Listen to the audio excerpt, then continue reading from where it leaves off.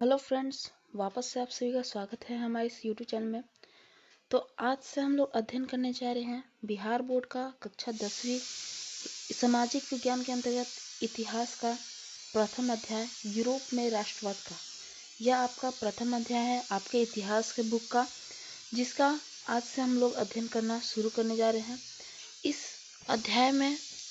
इस अध्याय को पूरा करने में कम से कम हम 2 से 3 वीडियो बनाने वाले हैं, जिसमें आपका यह अध्याय समाप्त हो जाएगा। पूरे अध्याय को हम लोग कहानी की तरह आपको समझाएंगे ताकि आपको पूर्ण रूप से समझ में आ जाए। तो वीडियो में लास्ट तक बने रहिएगा और हमारे चैनल को सब्सक्राइब कर लीजिए, क्योंकि आपको इस तरह की बिहार बोर्ड से रिलेटेड जानकारी वीडियो आपको हमारे चैनल से मिलते रहेंगी। चूँकि किसी कारणवश आपके विद्यालय में पढ़ाई नहीं आती होगा तो आप निःशुल्क हमारे चैनल के माध्यम से पढ़ाई कर सकते हैं। तो चलिए बिना समय गए हम लोग वीडियो को शुरू करते हैं। तो देखिए, आपका जो अध्याय है उसका नाम है यूरोप में राष्ट्रवाद। तो सबसे पहले कोई भी अध्याय शुरू करने से पहले हम लोग उस अध्याय के नाम को समझते हैं। तो सबसे पहले इसमें 2 भाग है, एक है यूरोप और एक है राष्ट्रवाद। तो आप लोग को पता होना चाहिए कि विश्व में हमारा विश्व जो है वह 7 महादेशों में बटा हुआ है। उसी में से एक है यूरोप। चलिए इसे आपको मानचित्र पे दिखाते हैं। तो देखिए, यह है विश्व का मानचित्र आपके सामने हमने रखा है।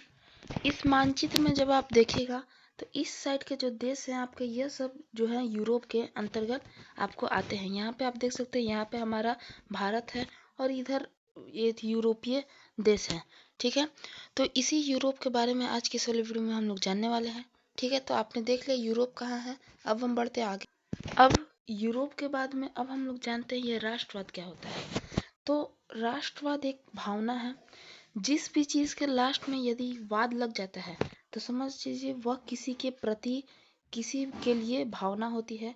तो यह एक ऐसी भावना है जो किसी विशेष भौगोलिक, सांस्कृतिक या सामाजिक परिवेश में रहने वाले लोगों की एकता का वाहक बनती है। मतलब आपको आसान शब्दों में बताएं कि राष्ट्रवाद किसे कहते हैं, तो हमें अपने देश के प्रति जो प्रेम होता है, जैसे कि किसी भी सिपाही को अपने देश के प्रति जो प्रेम होता है या आम नागरिकों को भी, तो वह हो गया देशवाद। या किसी को अपने जाति के प्रति ज़्यादा प्रेम होता हो तो हो जाएगा जातिवाद। मतलब जिस चीज़ के प्रति आपको ज़्यादा प्रेम है तो उसे आप वाद, उसके जिसके लास्ट में वाद लगा हो तो समझ लीजिए वह किसी के बारे में कर रहा है। राष्ट्रवाद मतलब कि किसी भी राष्ट्र के प्रति, किसी भी व्यक्ति के लिए प्रेम। बात रही इसकी परिभाषा की, तो वह हम आगे आपको लिखवा देंगे। तो आशा करते हैं कि आपको अध्याय का नाम यूरोप में राष्ट्रवाद का संपूर्ण अर्थ समझ में आ गया होगा। तो अब देख सकते हैं यह आपका किताब है। इस किताब में आपको क्या क्या पढ़ना है पहले हम लोग यह आपको बता देते हैं।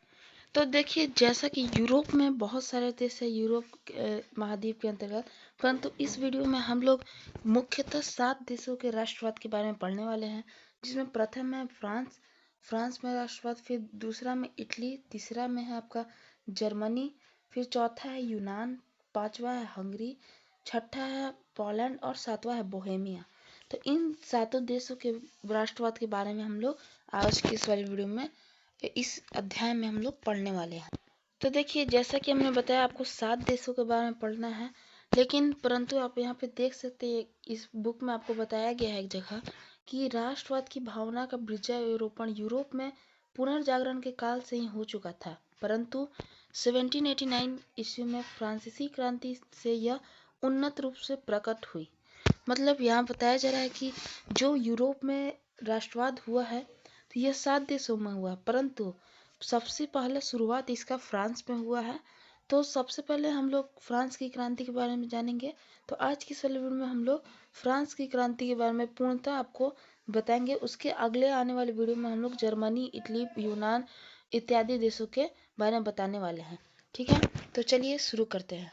तो देखिए, हम लोग पढ़ाने का तो आपको इसको, यह जो बुक है इसी में आपको लाइनिंग कर करके टॉपिक वाइज समझा देंगे, लेकिन उस तरह से आप बहुत ही बोर हो जाएंगे, आपको पढ़ाई में मन नहीं लगेगा। तो इसके लिए हम लोग नोट्स बना के लाए हैं। उसी नोट्स के माध्यम से आपको पढ़ाएंगे तथा उस नोट को आप कॉपी कलम लेके बैठ जाइए। उस नोट को बीच बीच में आप नोट करते रहिएगा, कॉपी में उतारते रहिएगा। तो चलिए हम लोग शुरू करते हैं। तो देखिए, सबसे पहले सर्वप्रथम संयुक्त राष्ट्र अमेरिका में 1776 ईस्वी में राष्ट्रवादी स्वतंत्रता संग्राम का शुरुआत हुआ। जैसा कि आप लोग को मालूम होना चाहिए कि सबसे पहले स्वतंत्रता संग्राम का शुरुआत हुआ था अमेरिका में, जो कि 1776 ईस्वी में इसका शुरुआत हुआ था राष्ट्रवादी स्वतंत्रता संग्राम का। तो चूंकि फ्रांस ने के सैनिकों ने अमेरिकी स्वतंत्रता संग्राम में सहयोग किया था, अतः वहां से लौटने के बाद अपने देश की जनता के साथ दिया और 1789 ईस्वी में फ्रांस की क्रांति की शुरुआत हुई। तो देखिए, आप लोग को पता होना चाहिए कि 9th क्लास में आपने पढ़ा होगा कि अमेरिकी स्वतंत्रता संग्राम में फ्रांस ने बहुत ही मदद किया था अमेरिका को हर तरह से, चाहे वो आर्थिक हो, सामाजिक हो या सैनिक से हो, हर तरह से सपोर्ट किया था। वही जब 1776 में अमेरिका का स्वतंत्रता संग्राम हुआ, तो उसी के बाद जब वहां से लौटे सब फ्रांसीसी सैनिक, तो उन्होंने 1789 में फ्रांस की क्रांति की शुरुआत की। क्यों? क्योंकि उन्होंने वहां देखा अमेरिका में जाके कि अमेरिका में वह जाके दूसरा देश को छुड़वा सकते हैं, दूसरे ब्रिटिश की चंगुल थे, तो वह अपने दोस्त को क्यों नहीं। तो इसीलिए 1789 में फ्रांस की क्रांति की शुरुआत हुई। तो इसे आप नोट डाउन कर लीजिए कि फ्रांस की क्रांति की शुरुआत 1789 ईस्वी में हुई है। ठीक है, फिर हम बढ़ते आगे। तो अब हम लोग जानेंगे कि कब हुआ फ्रांसीसी क्रांति का शुरुआत। अब हम जानते हैं कि यह इसका मुख्य कारण क्या था, क्यों फ्रांस में क्रांति हुआ। तो फ्रांस में क्रांति के मुख्य कारण यहाँ निम्नलिखित आपको दिए गए, नीचे में हमने लिख दिया है। पहला था उसका राजतंत्रात्मक कारण। पहला है इसमें कि जिसमें राजा का राजा बेटा राजा बनता था, मतलब राजा का बेटा राजा बनता था। यही राजतंत्रात्मक शासन का प्रणाली होता है कि जो राजा है उनका बेटा ही अगला राजा बनता है। फिर दूसरा कि वह अयोग्य होता था तो भी वह राजा बन जाता था, मतलब कि कोई राजा का बेटा अयोग्य भी होता है फिर भी वही राजा बन जाता है, उसे किसी प्रकार का ज्ञान हो या ना हो। फिर तीसरा है कि निरंकुश होता था, मतलब उस पर किसी प्रकार का अंकुश ना था, मतलब कोई भी उसे रोक नहीं सकता था कुछ भी करके। फिर चौथा है कि खुद ऐसो आराम भोग विलास का जीवन जीता था और जनता के दुख से मतलब नहीं होता था। मतलब कि वहाँ का राजा, जो भी राजा बनता था, वह अपने लिए राजा बनता था, अपने जो भी जनता है उनके बारे में कभी नहीं सोचता था। तो यह था राजतंत्रात्मक कारण फ्रांस की क्रांति का। फिर आपका दूसरा कारण यहाँ पे दिया गया कि फ्रांस में बुर्बो राजवंश का शासन था। अब ये बुर्बो राजवंश का है, तो उनके कुछ चित्र हम आपको दिखाते हैं।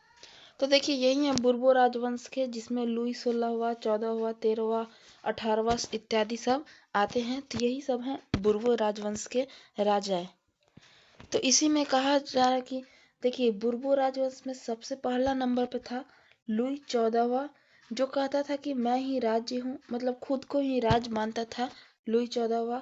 फिर दूसरा नंबर पे था लुई 15वां, जो बोलता था मैं ही भगवान हूँ, मतलब वह खुद को ही भगवान मानता था। और तीसरा नंबर पे है लुई 16वां, जो कि फिजूल खर्चने में व्यस्त था और निरंकुश था।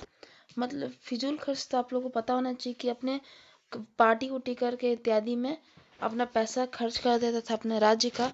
और वह निरंकुश था, मतलब कि उस पर किसी प्रकार का अंकुश नहीं था, तथा उसकी पत्नी भी काफी फिजूल खर्ची और सरकार के कार्यों में हस्तक्षेप करती रहती थी।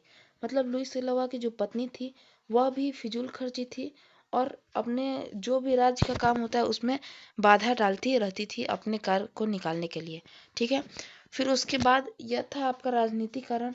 अगला जो है कि अमेरिकी स्वतंत्रता संग्राम में सहयोग करने से फ्रांस कर्ज में डूब गया था, जिसे आप आर्थिक कारण मान सकते थे कि जो अमेरिका का सहयोग किया था फ्रांस ने, जिसके कारण वह काफी कर्ज में डूब गया था। ठीक है, फिर उसके बाद आप राजनीतिक कारण में यह लिख सकते हैं कि संसदीय संस्था स्टेट्स जनरल, यहाँ लोगों के हित में कानून बनता था, सिर्फ नाम का था। 175 वर्ष से कोई बैठक नहीं हुई थी। मतलब फ्रांस में एक हॉल था जिसका नाम था स्टेट्स जनरल संसदीय संस्था। यहाँ पे लोगों के हित में किसी प्रकार का कानून बनाया जाता था, जहाँ 175 वर्षों से किसी प्रकार का बैठक नहीं हुई थी, मतलब वहाँ पे किसी प्रकार का कानून नहीं बना था। यह तो हाल था फ्रांस का। फिर हम बढ़ते हैं आगे। फिर उसके बाद हम आपको सामाजिक कारण के रूप से यह देख सकते हैं कि फ्रांस का समाज 3 वर्गों में बटा हुआ था, जो कि आप कक्षा 9वीं में भी पढ़ चुके थे फ्रांस की क्रांति में, कि फ्रांस का समाज 3 भागों में बटा हुआ था। प्रथम स्टेट, द्वितीय स्टेट तथा तृतीय स्टेट। जो प्रथम स्टेट था उसमें पादरी लोग आते थे।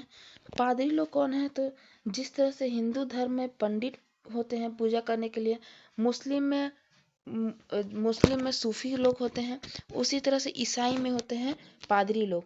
फिर द्वितीय स्थिति में कुलीन लोग आते थे, मतलब कि जो जज ये सब का काम करते हैं, वकील, ये सब, यह सब आते थे।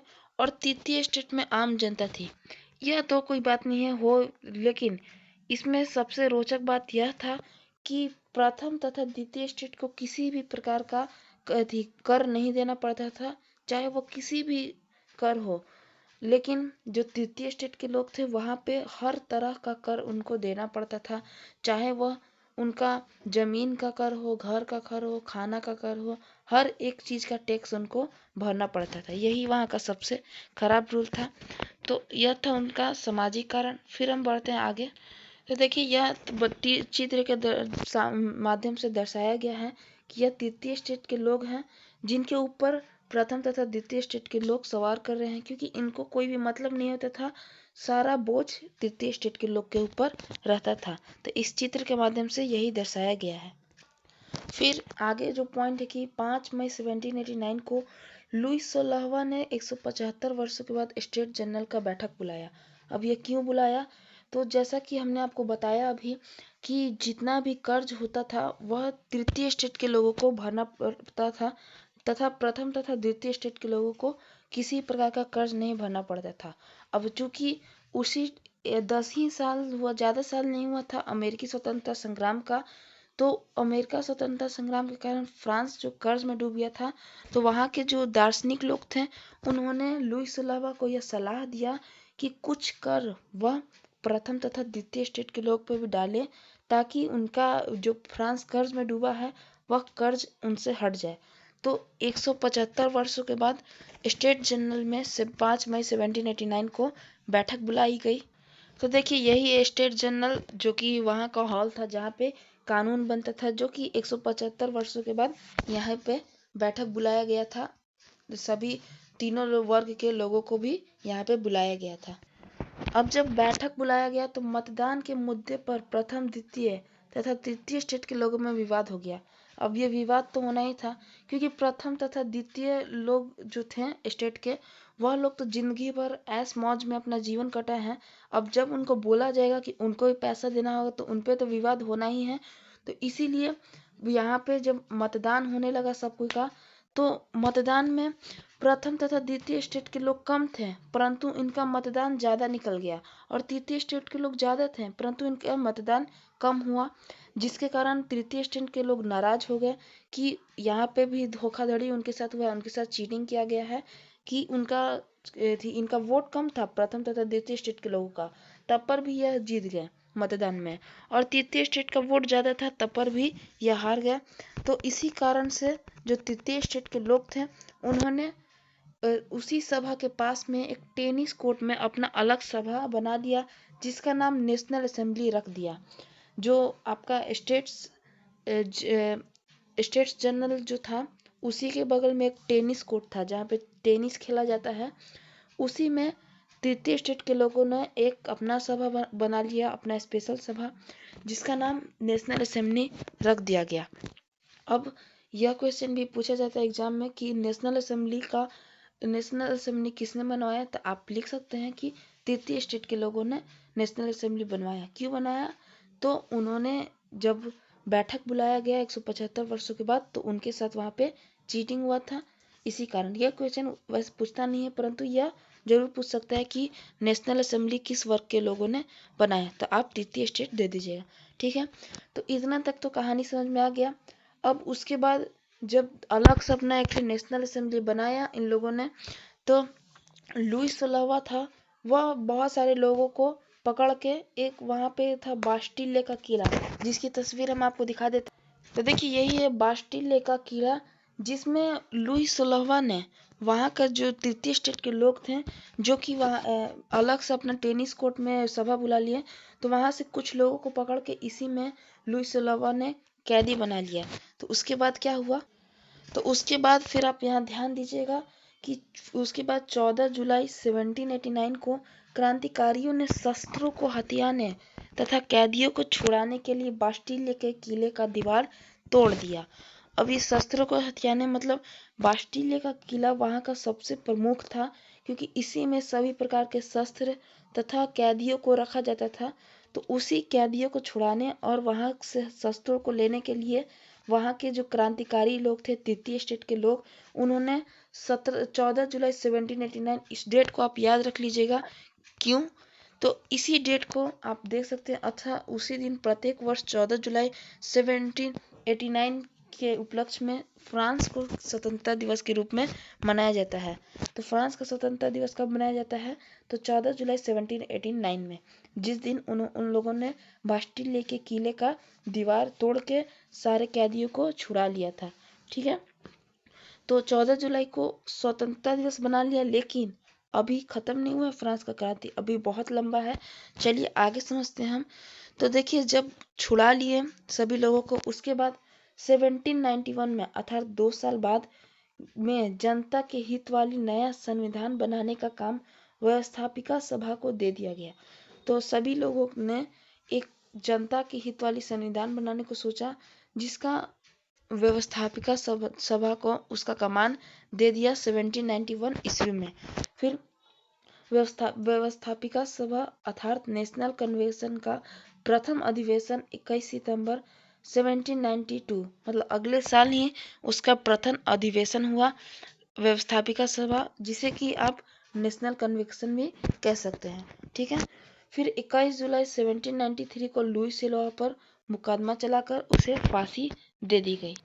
तो देखिए, यही वह सीन है जब 21 जुलाई 1793 को लुई सिल्वा पर मुकदमा चलाकर उसे फांसी दे दी गई। देखिए कितने लोग उसकी खुशी में यहाँ पे खड़े हुए हैं। ठीक है, तो लुई सिल्वा तब समाप्त हो गया। अब आगे हम लोग बढ़ते हैं, आगे क्या कहानी है फ्रांस में। अब जब ठीक बुर्बो राजवंश समाप्त हो गया 1793 में, फिर अब 1794 में फ्रांस में डायरेक्टरी शासन का आरंभ हुआ, जो कि ज़्यादा नहीं, केवल 5 सालों तक चला। फिर 1799 में नेपोलियन ने इसका अंत करके फ्रांस का काउंसिल बन गया। अब इस कहानी का नायक आता है नेपोलियन, जो कि फ्रांस के लिए बहुत ही मतलब दुनिया इतिहास का बहुत ही बेहतरीन राजा था, और वह अच्छा भी काम किया है, बहुत ही बढ़िया बढ़िया काम किया है, बहुत ही राज्य को किया है। तो चलिए अब नेपोलियन के बारे में हम लोग समझते हैं। तो नेपोलियन को इस बारे में समझने से पहले यह जान लीजिए कि 1814 ईस्वी में नेपोलियन ने अपने आप को फ्रांस का सम्राट घोषित कर दिया, मतलब कि 1799 में काउंसिल बना और 1814 ईस्वी में अपने आप को सम्राट घोषित कर दिया। कहाँ का, तो फ्रांस का। अब थोड़ा सा नेपोलियन के बारे में हम लोग जान लेते हैं कि नेपोलियन क्या था। तो देखिए, नेपोलियन का पूरा नाम था नेपोलियन बोनापार्ट। उसका जन्म 15 अगस्त अर्थात भारत का आज़ादी के दिन 1769 ईस्वी में हुआ था। 1769 याद रखिएगा, 15 अगस्त 1769 को हुआ था। उसके पिता का नाम था कार्लो बोनापार्ट। वह इतिहास का सबसे महान सेनापति हुआ था, जिसने पूरा धीरे धीरे करके पूरा यूरोप को अपने फ्रांस के कब्जे में ले लिया था। और यह लेना ही नहीं, यह अपने देश के लिए अच्छा काम भी किया था, जो नेपोलियन था। अब देखिए, आगे देखते हैं कि नेपोलियन कब तक टिकता है। तो देखिए, यही है नेपोलियन, जो कि इतिहास का बहुत ही सर्वश्रेष्ठ शासक माना जाता है, और वह था भी एक तरह से। तो अब चलिए इनका जीवनी देखते हैं कि अब कब तक टिकते हैं ये फ्रांस में। तो देखिए, 1815 ईस्वी में फिर वाटरलू का युद्ध हुआ, जिस युद्ध में फ्रांस एक तरफ था और दूसरी तरफ ब्रिटेन, रूस, प्रसा तथा हंगरी दूसरी तरफ थे। जैसा कि हम लोग ने बताया आपको कि फ्रांस ने धीरे धीरे करके यूरोप के सारे देशों पर लगभग अपना कब्जा जमा लिया था, जिसके कारण 1815 में एक युद्ध हुआ, जिसका नाम वाटरलू का युद्ध हुआ। जिसका दृश्य आप देख सकते हैं, यही वाटरलू का युद्ध है, जो कि 1815 ईस्वी में हुआ। इसका डेट आप जरूर याद रखिएगा कि वाटरलू का युद्ध 1815 ईस्वी में हुआ, जिसमें एक तरफ में फ्रांस था और उसके विपक्ष में ब्रिटेन, रूस, प्रसा, ऑस्ट्रिया, हंगरी, मतलब कि सारे बड़ी शक्तियां वह एक तरफ थी। लेकिन अफसोस इस युद्ध में, वाटरलू के युद्ध में नेपोलियन पराजित हो गया, मतलब नेपोलियन हार गया, क्योंकि बेचारा वो अकेले एक साइड था और ब्रिटेन, रूस, प्रसा, ऑस्ट्रिया, हंगरी सारे एक तरफ थे। ठीक, तो हारने के बाद फिर नेपोलियन को कैदी बनाकर सेंटी हेलेना द्वीप पर भेज दिया गया, जहां 52 वर्ष की उम्र में 1821 ईस्वी में उसका मृत्यु हो गई। तो यहाँ पे नेपोलियन का कहानी समाप्त होता है। नेपोलियन को सेंटी हेलेना द्वीप पर 52 वर्ष की उम्र 1821 में मार दिया गया, मतलब उसकी मृत्यु हो गई। ठीक है, अब जब नेपोलियन भी खत्म हो गया तब क्या हुआ, तो नेपोलियन के खत्म हो जाने के बाद फिर 1815 में ही यूरोप की विजयी शक्तियां, मतलब कि ब्रिटेन, रूस, प्रसा, ऑस्ट्रिया, हंगरी ने मिलकर ऑस्ट्रिया की राजधानी वियना में एक सम्मेलन किया, जो वियना कांग्रेस से भी जाना जाता है। तो देखिए, चले पहले हम लोग आपको वियना दिखा देते हैं। तो देखिए, यहाँ पे ऑस्ट्रिया है, जहाँ पे हमारा एरो है, इसी ऑस्ट्रिया का राजधानी है वियना। इसी में वियना कांग्रेस को बुलाया गया 1815 ईस्वी में। तो इस सम्मेलन में, जो कि वियना कांग्रेस सम्मेलन था, इस सम्मेलन में यूरोप के मानचित्र को पुनर्व्यवस्थित किया गया, जिससे नेपोलियन ने अपने युद्ध से उलट पुलट किया था। क्योंकि नेपोलियन ने लगभग विश्व के सारे, लगभग यूरोप के लगभग सभी देशों को अपने फ्रांस के में कर लिया था, जिसे कि पुनर्व्यवस्थित किया गया इस वियना कांग्रेस सम्मेलन में। और इस सम्मेलन की अध्यक्षता ऑस्ट्रिया के चांसलर मेटरनिक कर रहे थे, क्योंकि नेपोलियन को हराने में उनकी सबसे प्रमुख भूमिका रही थी। इसीलिए यह वियना कांग्रेस ऑस्ट्रिया की राजधानी वियना में हुआ था, क्योंकि ऑस्ट्रिया ही का सबसे प्रमुख योगदान था इस नेपोलियन को हराने में। और अभी से जो 1815 से काल शुरू होता है, तो इसी को मेटरनिक युग से भी जाना जाता है, क्योंकि मेटरनिक अध्यक्षता करते हैं वियना कांग्रेस की, और यहाँ से इन लोगों का राज शासन शुरू होता है, इन्हीं लोग अपना चलाते हैं। फिर आगे बढ़ते हम लोग। तो वियना कांग्रेस जब हुआ, तो वियना कांग्रेस के बाद फिर से राजतंत्र का स्थापना हो गया, जो कि मिट चुका था पहले ही। आपने जब हमने बताया कि 1792 ही में मिट गया था फ्रांस से राजतंत्र, परंतु फिर से वहाँ राजतंत्र आया और बुर्बो राजवंश का लुई 18वां फ्रांस का राजा बन गया। वही बुर्बो राजवंश जो कि पहले लुई 13वां, 14वां, 15, 16 ये सब फ्रांस पे कब्जा किया था, उसी का जो वंशज लुई 18वां फ्रांस का राजा बन गया, जो कि ज़्यादा नहीं 1824 तक चला। फिर 1824 के बाद फिर बुर्बोही राजवंश का चार्ल्स एक्स फ्रांस का राजा बना, जो कि एक निरंकुश शासक था। आप जानते हैं कि बुर्बो राजवंश का लगभग सभी शासक निरंकुश ही रहे, तो चार्ल्स एक्स जो था वह भी निरंकुश शासक था। उसने पॉलिग्ने को प्रधानमंत्री बनाया, जिसने फिर से समाज को बांटकर अभिजात वर्गों को विशेष अधिकार देने का प्रयास किया।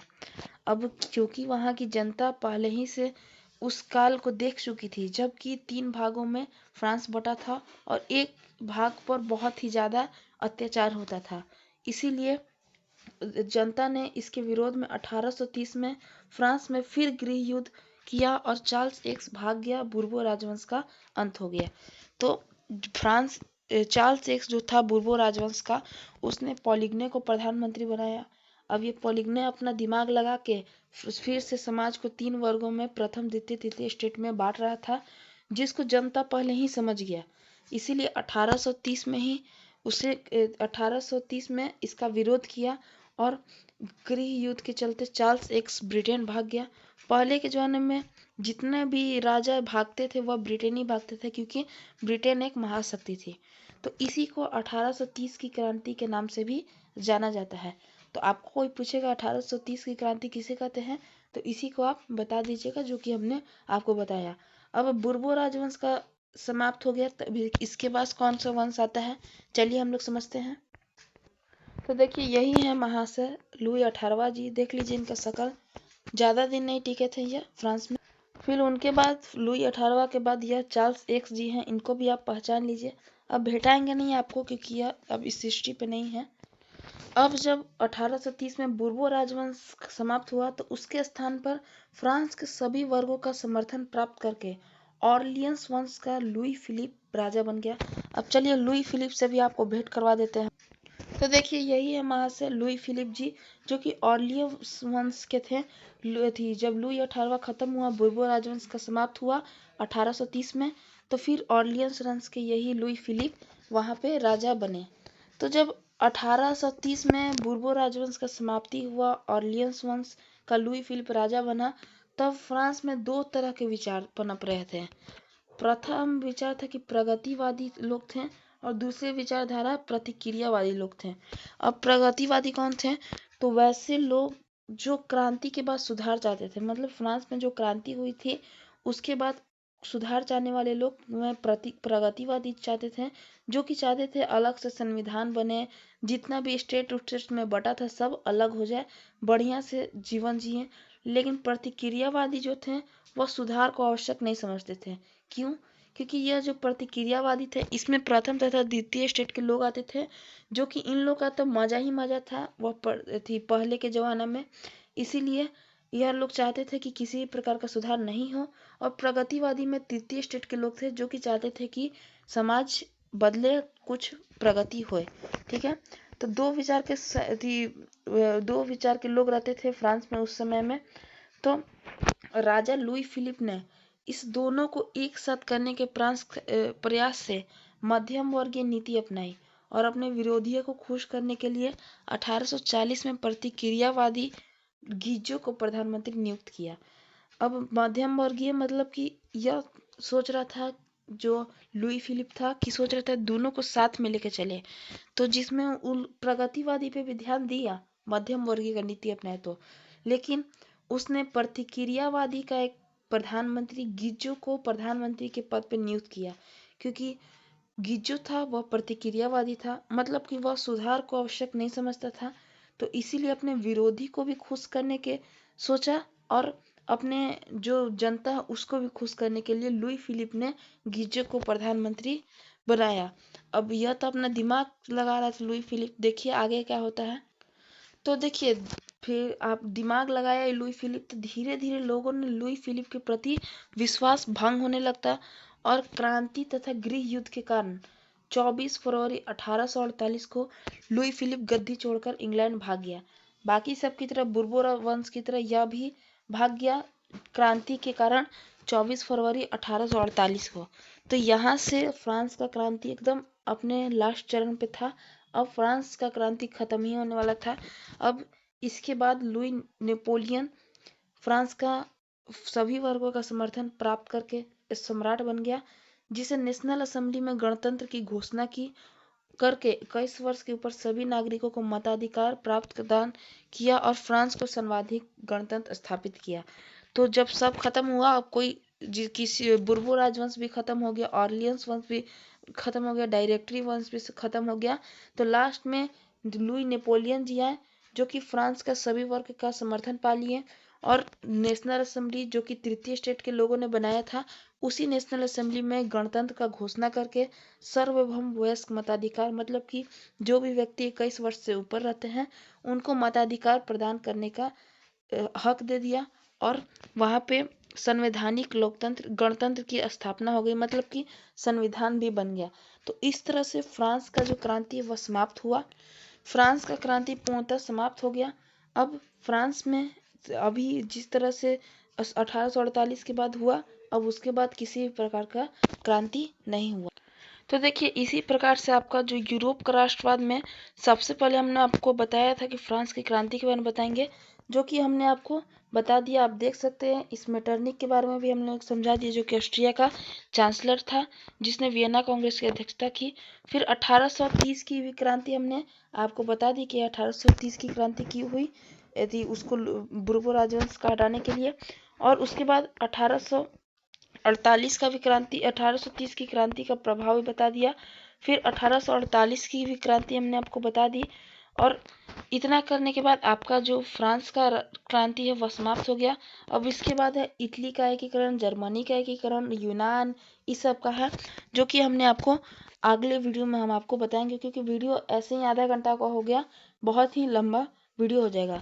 तो आप देख सकते हैं कि इस यहाँ पे दिया गया है लास्ट में कि इस क्रांति ने ना सिर्फ फ्रांस की पुरातन व्यवस्था का अंत किया, बल्कि Italy, Germany, Austria, Holland, Switzerland, Denmark, Spain, Poland, Ireland, England को भी इस क्रांति से प्रभावित हुए और इटली तथा जर्मनी के उदारवादियों को बढ़ते हुए असंतोष का फायदा उठाया और राष्ट्रीय एकीकरण के द्वारा राष्ट्र राज्य की स्थापना की मांगों में आगे बढ़ाया, जो संवैधानिक सिद्धांतों के सिद्धांत पर आधारित था।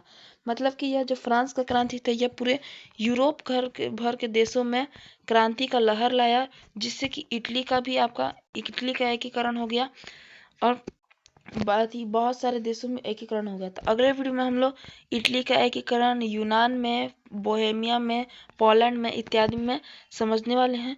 तो यदि आपको इस वीडियो से जरा भी लगा कि हमने आपको बेहतरीन ढंग से पढ़ाया, कहीं भी आपको ऐसा नहीं लगने दिया हमने कि आपको रटवाया, पूरा कहानी हमने आपको कहानी की तरह समझाया, पूरा फ्रांस का क्रांति। तो इसी प्रकार से यदि आपको हमारा इस पढ़ाई समझ में आता है तो हमारे इस वीडियो को लाइक करिएगा और चैनल को सब्सक्राइब कर लीजिए, क्योंकि अब से हम लोग इसी प्रकार से आपके लिए वीडियोस बनाते रहेंगे और हमारे चैनल के माध्यम से आप रहिए। अपने दोस्तों को ज़रूर शेयर कर दीजिएगा ताकि उन्हें भी इस प्रकार की जानकारी प्राप्त होते रहे। तो हम मिलते हैं आपसे अगले वीडियो में इसके अगले पार्ट के साथ। तब तक के लिए जय हिंद।